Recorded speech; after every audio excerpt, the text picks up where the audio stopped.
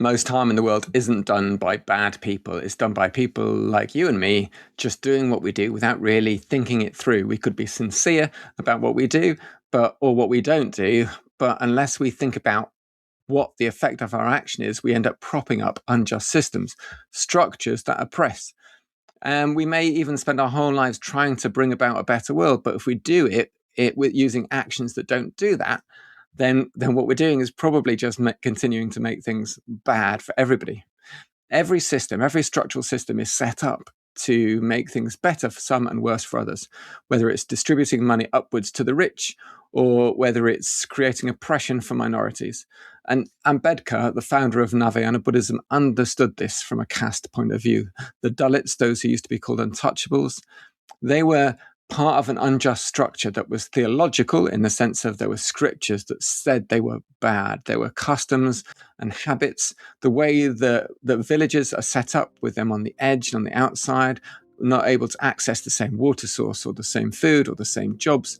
Everything is structured and geared towards their ritual and their economic subservience to everybody else.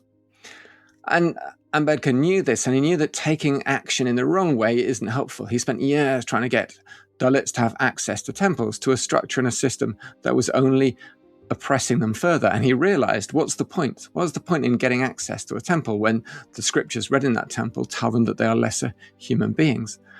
And so he worked for all sorts of changes at a constitutional level, a democratic level, changes in the workplace, changes in the legal system. He looked at action specifically in terms of the reaction. And Ambedkar would say that the fourth noble truth was to educate, agitate, and organize.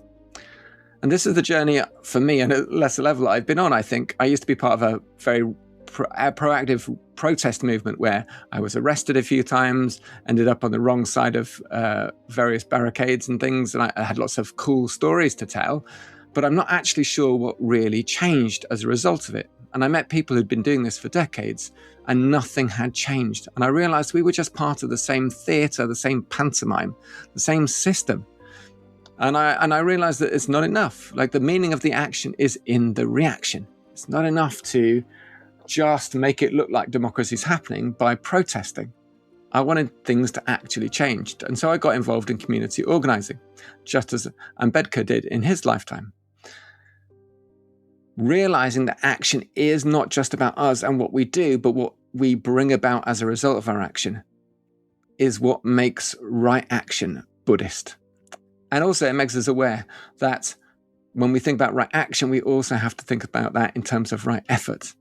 Because right effort isn't just trying as hard as we can or being lazy. It's skillful effort rather than the most effort. So let's look at right effort next.